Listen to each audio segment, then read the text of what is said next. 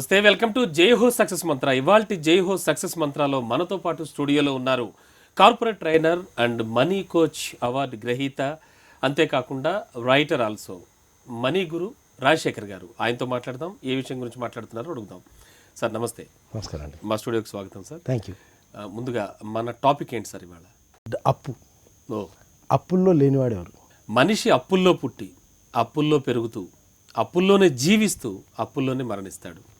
ఇది ఎంతవరకు correct? And అప్పు చేయడం అనేది తప్పు అంటారా?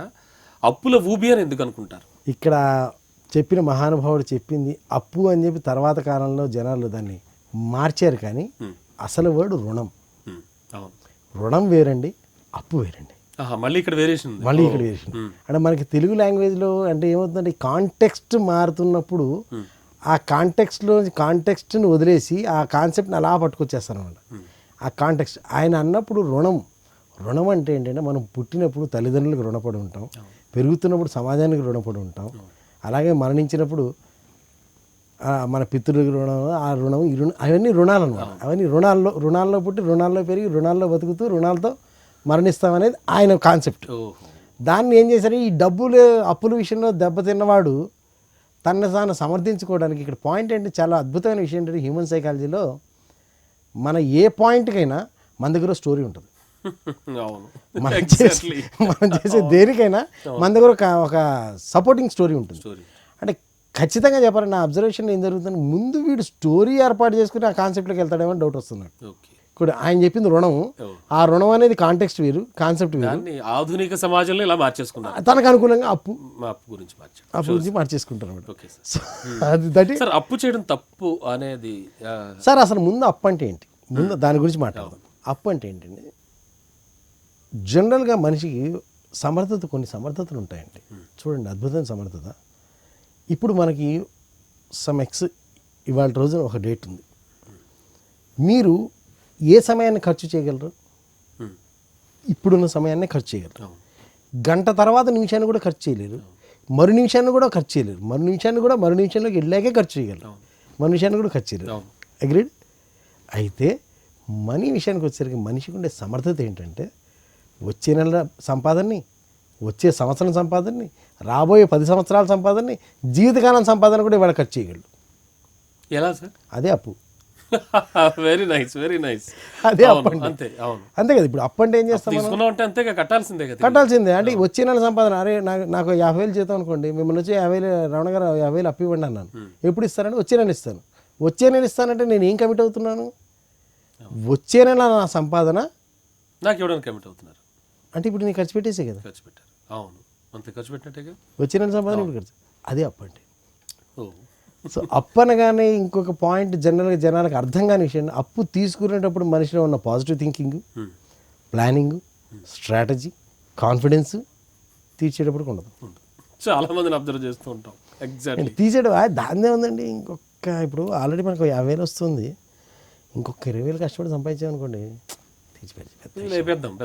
పెద్ద విషయం. ఈ చెప్పేసాడు ప్లస్ అడిగినప్పుడు ఇచ్చేటప్పుడు కూడా వాడికి సంతకం పెట్టేటప్పుడు కూడా లెఫ్ట్ రైట్ అండ్ ట్రాక్ తీసుకో ఏంది, ఎంత 5 రూపాయలు వడ్డీయా, ఎందుకు 6 రూపాయలు తీసుకోండి పర్లేదు, నేను ఇచ్చేస్తాను. అంటే మీకు కాన్ఫిడెన్స్ ఏంటి, 2 నెలలు తీర్చేస్తాను, 3 నెలలు తీర్చేస్తాను. ఇక్కడ పాయింట్ అర్థం కావాల్సిన విషయం ఏంటంటే మనకు మరో నిమిషం ఏమవుతుందో తెలియదు, కానీ మనం రాబోయే 6 నెలలు సంవత్సరం తర్వాత లాక్ చేసి పెట్టేసుకుంటున్నాం. లాక్ చేసి నేను ఇచ్చేస్తాను. ఖచ్చితంగా అప్పు తప్పనే అంటారు మీరు? అప్పు తప్పు అని నేను ఇక్కడ అనలేదండి.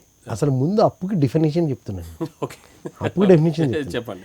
అయితే ఇక్కడ అప్పు విషయానికి వచ్చేసరికి దేర్ ఆర్ 2-3 రకాలు ఉన్నాయండి.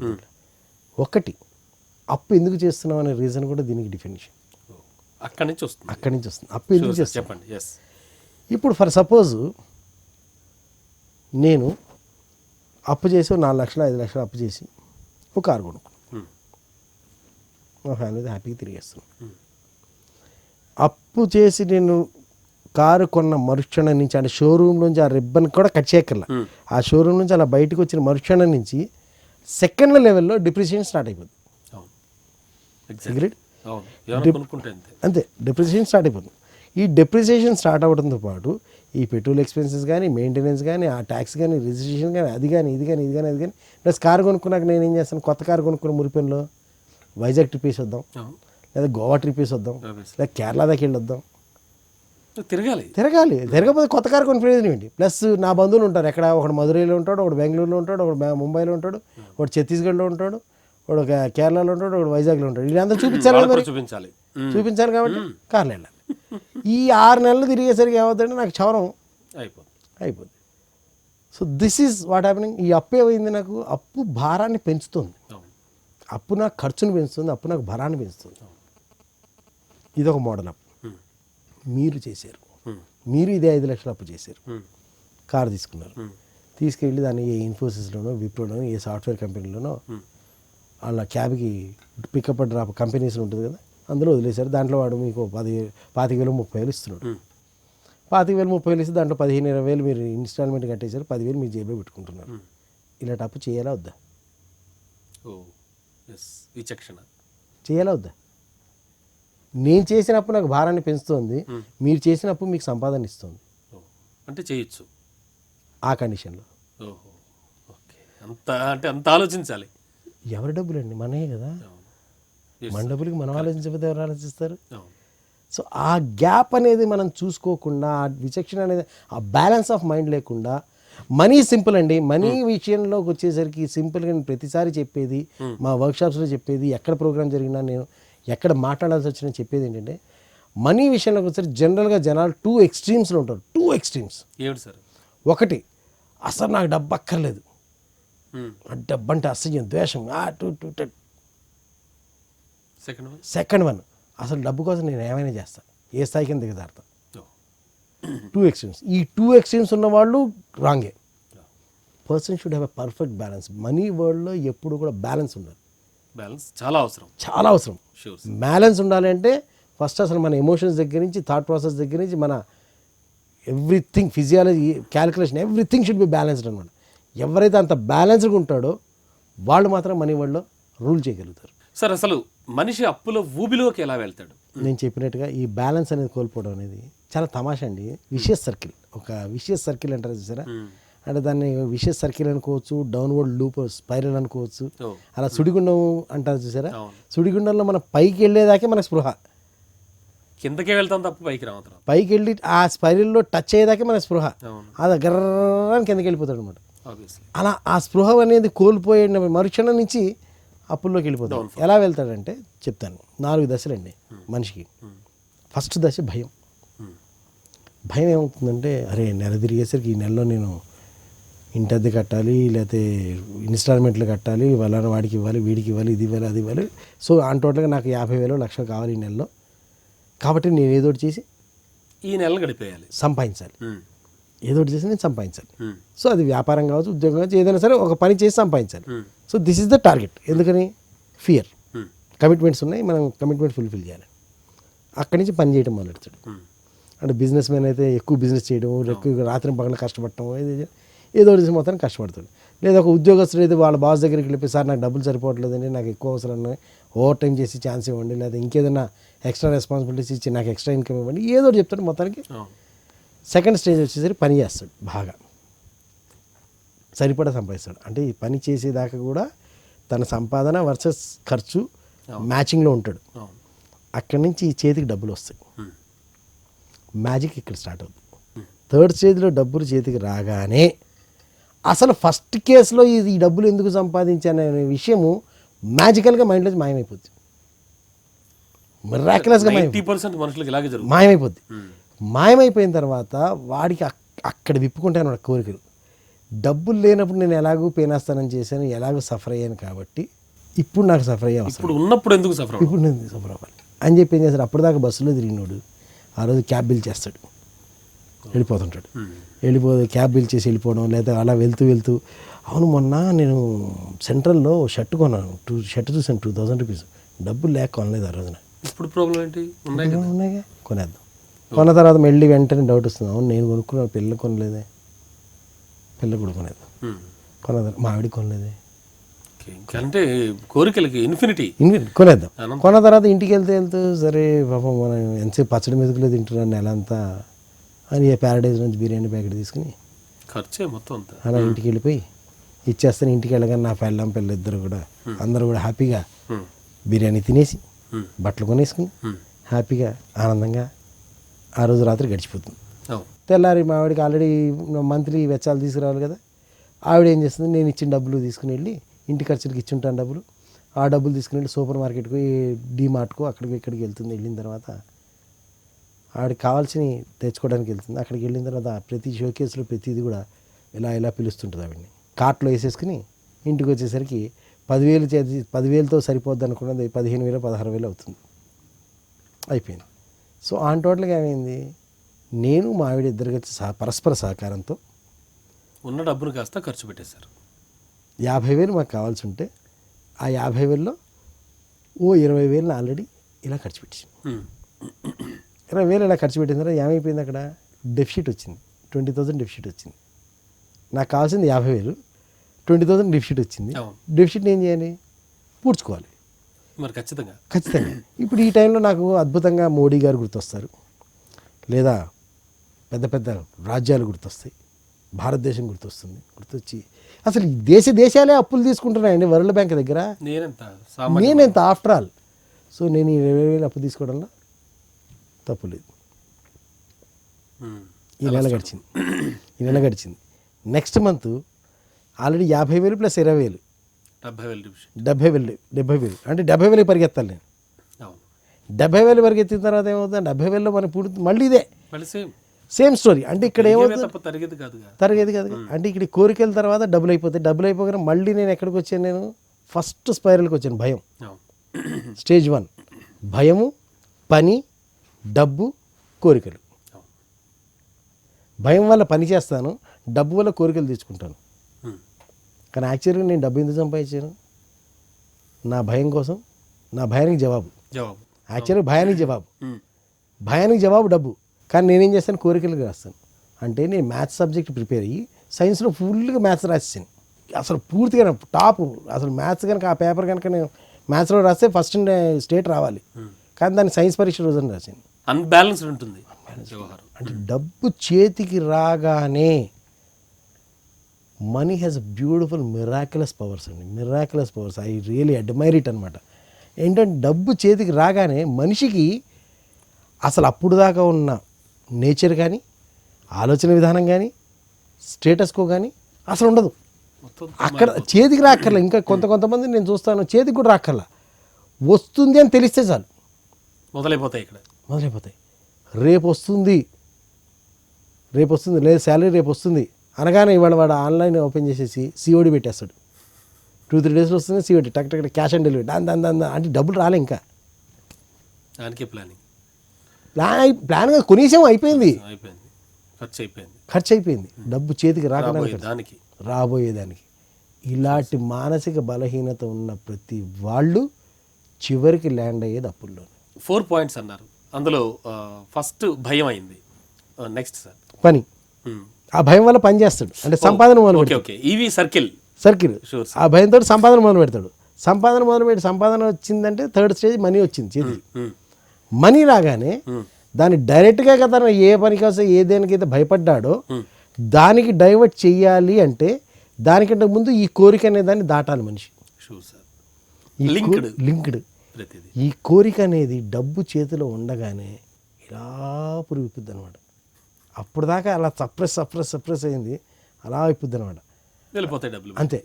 అప్పుడు దాకా కూడా వాడు మనిషి ఏమాత్రం తలంచుకుని అలా వెళ్ళిపోతున్నాడు కూడా ఆ రోజునే వాడిని బారు పిలుస్తుంది, షాపు పిలుస్తుంది, ఇంకా అన్నీ పిలుస్తుంది అనమాట.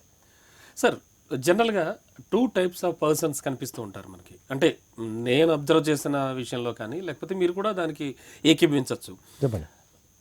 అంటే జల్సాల కోసం అప్పులు చేసేవాళ్ళు, రైట్, అంటే విలాసాల కోసం. సెకండ్ వన్ చాలా బాగా సంపాదిస్తూ ఉంటాడు వాడు, అయినా సరే అప్పులు చేస్తూ ఉంటాడు, రైట్, రెగ్యులర్గా అన్ని పే చేసుకుంటూ ఉంటాడు. ఏమిటి డిఫరెన్సియేషన్, అంటే వీళ్ళని ఎలా అనుకోవచ్చు? రైట్.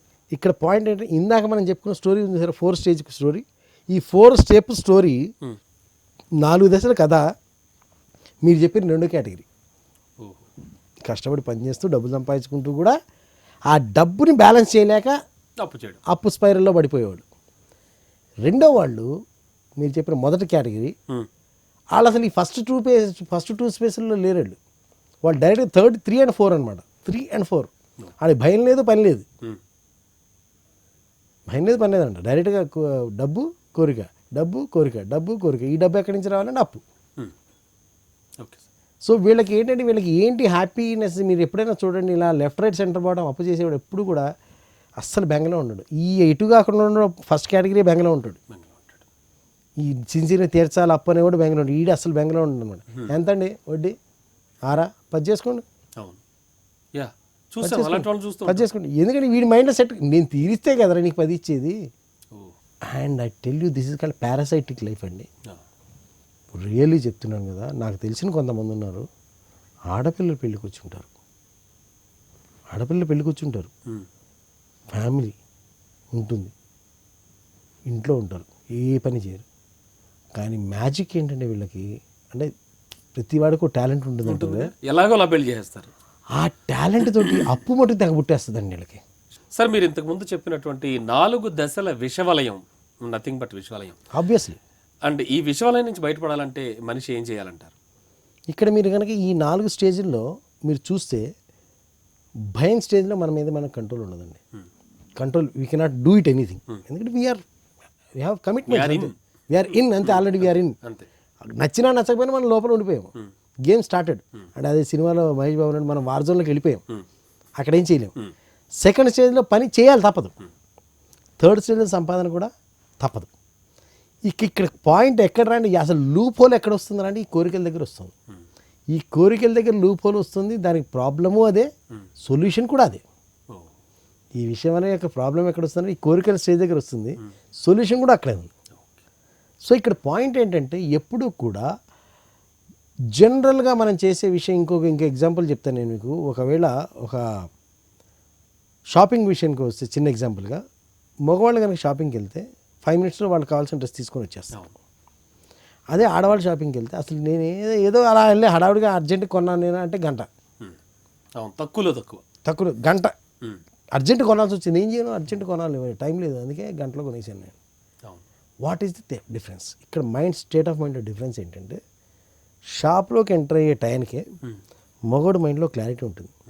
నేను లైట్ కలర్ షర్ట్ కొనాలి, ప్లెయిన్ షర్ట్ కొనాలి, స్మాల్ చెక్స్ కొనాలి, లేదా బ్లూ టోన్లో కొనాలి, రెడ్ టోన్లో కొనాలి, గ్రీన్ టోన్లో కొనాలి, ఎల్లో టోన్లో కొనాలి అంటే ఒక ఫ్రేమ్ వర్క్ ఉంది. దానికి మ్యాచింగ్ ప్యాంటు విషయంలో ముందు ఆలోచన రాదు, ఇంకా దానికి మ్యాచింగ్ ఉంటే చాలు, స్ట్రైట్గా వెళ్ళిపోతాం అంతే. బస్ నువ్వు వెళ్ళి స్మాల్ చెక్స్ బ్లూ టోన్లో ఉన్న షర్ట్స్ పెట్టాను కానీ టకటకడక 5-6 రకాల షర్ట్లు పెడతారు, రకమైన ఒకటి పికర్ చేస్తే తీసుకు matching pant matching pant they ఖతం ఓకే ఆజావు ప్యాకింగ్ ఓవర్. ఆడవాళ్ళు లోపలికి వెళ్ళిన తర్వాత ముందు వాళ్ళకి కావాల్సింది ఇంట్లో కట్టుకునే నార్మల్ శారీ, పట్టు చీరలు ఎంతలో ఉన్నాయంటారు. అసలు సెక్షన్ అవసరం లేదు. స్టిల్ ఎందుకు కొత్త మోడల్స్ ఏమొచ్చినాయి చూద్దాం, నువ్వేం జయలలిత రోజుకో చీర కొనడానికి కానీ చూడాలి అంటే there is nothing right or wrong, it's their mind set. So ఇక్కడ ఏమైపోతుంది, అక్కడికి వెళ్ళిన తర్వాత మనకి అది చూసి ఇది చూసిన తర్వాత ఆఖరికి వీళ్ళు కొనుక్కొచ్చిన చీర ఏమవుతుంది, అక్కడ 10,000 రూపాయలు చీర కొన్న తర్వాత ఈ 500 చీర అసలు నచ్చదనమాట. ఏం చీర ఇది, ఆ చీర బాగుంది రైట్. అంటే ఇక్కడ ప్రాబ్లం ఎక్కడ వచ్చిందంటే, షాప్లో కంటే ఒక యాక్టివిటీ స్టార్ట్ చేసే ముందే ఈ మగవాళ్ళలో క్లారిటీ ఉంది ఏం చేయబోతున్నాడు, ఆడవాళ్ళలో క్లారిటీ లేదు, లేకపోవడం వచ్చిన confusion. Exactly the same thing applies here. కోరికల దగ్గర షూర్ సార్. అవి ఒక్కటి నియంత్రించుకుంటే సరిపోతుందంటారా జీవితానికి? కాదుగా ఆ కోరికలనే బ్రాకెట్ని బైపాస్ చేయాలని చెప్తున్నాను నేను, అంతే. కోరికలు అనే దాన్ని బైపాస్ చేయాలి, మొత్తం వద్దని కూడా నేను అంటలే. రేపు పొద్దున్న మనకు మనీ వస్తుంది అనగానే ఇవాళ సాయంత్రం మనం ఎవరెవరికి ఎంత ఇవ్వాలనేది ఒక పేపర్ మీద రాసేసుకోవాలి. దేనికి ఎంత అంటే డబ్బులు లేవు ఇప్పుడు చేతిలో, కాబట్టి మైండ్ బ్యాలెన్స్డ్గా ఉంటుంది. మైండ్ బ్యాలెన్స్గా మళ్ళీ ఇంకోలా ఆలోచిస్తే మైండ్ డబ్బు చేతికి వచ్చే లోపే దీన్ని పర్ఫెక్ట్గా స్ట్రాటజీ చేసుకుని ఇది ఇక్కడ దీనికి మేబీ ఒక్కోసారి 10,000 ఇవ్వాల్సిన వాడికి ఈ నెలలో 5,000 ఇస్తామనొచ్చు. ఏం చెప్పదలుచుకున్నారు మొత్తం ఒకసారి స్ట్రాటజీ. First point. సెకండ్ పాయింట్కి వచ్చేసరికి నేనేం చెప్తానంటే, డబ్బులు తీసుకున్నారు, అర్జెంటుగా గుర్రంలా తయారైపోవాలి. గుర్రాన్ని కనుక గంతలు కట్టేస్తే చుట్టుపక్కల ఏం కనపడకుండా అలా స్ట్రైట్గా వెళ్తుంది. అలాగా ఆ డబ్బులు చేతిలో ఉన్న క్షణంలో మనం ఎస్పెషల్లీ అలర్ట్గా ఉండాలన్నమాట. ఇంకా అటు ఇటు తిరగకూడదు అనమాట. అటు ఇటు తిరిగితే ఆ షో కేసుల్లో ఇవి పిలుస్తుంటాయి, రకరకాల డైవర్షన్ పిలుస్తుంటాయి, అది చూడకూడదు, అలా పెట్టుకుని వెళ్ళిపోవాలి. వెళ్ళిపోయేటప్పుడు అంటే డబ్బు వచ్చింది అంటే నేనేమంటానంటే it should be with you for 24 hours without spending even rupee. మీరు చెప్తున్నన్ని కూడా అప్పులకు సంబంధించి అంత ఈజీ కాదనిపిస్తోంది. అంటే ప్రాక్టికాలిటీ అనేది, రియాలిటీ అనేది డిఫరెంట్గా ఉంటుంది. బట్ ఎట్లా అధిగమించాలంటారు ఈ విషయాన్ని క్లుప్తంగా? డెఫినెట్గా నేను అదే చెప్తున్నానండి. మన ఆడియన్స్ కూడా చెప్పేది ఏంటంటే money making is a skill. అది థియరీగా మన టీవీ షోలు చూసో, పుస్తకాలు చదివో, యూట్యూబ్లో వీడియోలు చూసో మనం చేయగలిగేది కాదు. అది స్విమ్మింగ్ లాగా, సైక్లింగ్ లాగా అది ఒక స్కిల్. అది మనం ప్రాక్టికల్గా నేర్చుకుంటేనే అవుతుంది. అది money is a practical, our thoughts are theoretical, money is practical అనమాట. సో మనీని ప్రాక్టికల్గానే నేర్చుకోవాలి తప్పితే థియరిటికల్గా నేర్చుకొని మనం ఏదో చేసేద్దామంటే కుదరదు. First point. సెకండ్ పాయింట్ నేను మీకు ఆల్రెడీ చెప్తున్నాను ఇందాక, ఎప్పుడైతే ఈ మనీ వచ్చిన మనీని మనం 24 hours మన దగ్గర హోల్డ్ చేయగలుగుతామో, 24 hours, I repeated 24 hours, 24 hours అది కదలకూడదు అనమాట. సింగిల్ ఎన్పి కదలకూడదు, అలా పట్టుకొని ఉండాలి.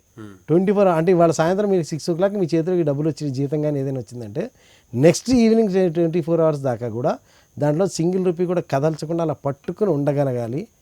అసలు ఉంటుంది నరకం ఆ టైంలో, 24 గంటల్లో అసలు నరకం అక్కడ ఉంటుంది అనమాట. ఎందుకనండి సార్? ఇప్పుడు పాయింట్ ఏమవుతుందంటే డబ్బులు లేనప్పుడు ఎలాగూ ఉన్నాం, వచ్చాక ఎందుకు అలా ఉండాలి అన్న ఇన్నర్ రెసిస్టెన్స్ వచ్చేస్తుంది. లోపల పోరాటం అంటే కాన్ఫ్లిక్ట్, లోపల ఇద్దరు పోరాడేసుకుంటుంటారు అనమాట. గుడ్ బాయ్ బ్యాడ్ బాయ్ ఇద్దరు కొట్టేసుకుంటుంటారు మన లోపల. ఇది అంటే ఈ డైవర్షన్స్, డీవియేషన్స్, ఆఖరికి ఆవిడ వచ్చేసింది, ఎందుకంటే ఆ ఇంట్లో వచ్చారు, ఇచ్చేయచ్చు కదా, డబ్బులు ఉంచుకొని ఇచ్చేది. All this happens. Still you should be able to hold it. And again I'm saying, show చూసినంత ఈజీ కాదు, థియరీ చదివినంత ఈజీ కాదు. ప్రాక్టికల్గా చేసేటప్పుడు చాలా ట్రబుల్ అవుతుంది. కళ్ళ రక్త కన్నీరు కూడా రావచ్చు. Money is so practical. అలా పట్టుకోగలిగి 24 గంటల తర్వాత మీరు రిలీజ్ చేయగలిగితే, నేను చెప్తున్నానండి, 3 నెలలు చేయండి ఇలాగే, just 3 months, and you'll have a big U turn in your total loans.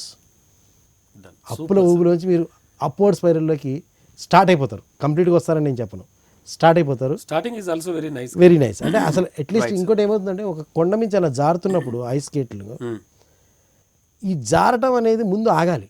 అంటే we should press our heels అంటారు సరే, యూ షుడ్ హీల్ ఇన్. ఈ షూస్ హీల్స్తో ముందు ఆగాలి, అంటే జారటం ఆగాలి ముందు, తర్వాత మనం యూటర్న్ తీసుకుని పైకి ఎక్కాలి. అంటే ముందు అసలు జారటం అనేది ఆగాలిగా. ఇప్పుడు నేను చెప్పిన కాన్సెప్ట్ వల్ల జారటం మాత్రమే ఆగుతుంది. ఐ రిపీట్, మళ్ళీ ఆడియన్స్ మళ్ళీ మీరేం చెప్పలేదు అది ఇది అనుకోకుండా ముందు చెప్తున్నా, దీనివల్ల మీరు జారటం మాత్రం ఆగుతుంది. అప్వర్డ్ జర్నీ ఎలా ఏంటనేది మళ్ళీ మీరు ప్రాక్టికల్గానే తెలుసుకోవాల్సి ఉంటుంది. కానీ థియరీస్లో ఎవరు చెప్పినా ఇలా చేసి అయిపోద్ది అన్నాడంటే ఇట్స్ అ బిగ్ లై అండి. అనవసరంగా మీరు టైం వేస్ట్ చేసుకుంటున్నారు. చాలా థ్యాంక్స్ సార్, చాలా చక్కటి విషయాలు చెప్పారు. మనీ మేకింగ్ కానివ్వండి, లేకపోతే ముఖ్యంగా అప్పుల ఊబిలోంచి ఎలా బయటపడాలో చక్కగా వివరించారు. థ్యాంక్ యూ సో మచ్ అండి. చూసారుగా, ఇది వాళ్ళ జై హో సక్సెస్ మంత్ర. తిరిగి మరో జై హో సక్సెస్ మంత్రాలో మళ్ళీ కలుద్దాం.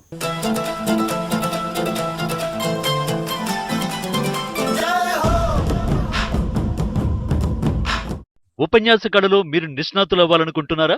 అయితే మీ కొరకే వక్త. వివరాల కోసం సంప్రదించాల్సిన ఫోన్ నంబర్ 9553586062.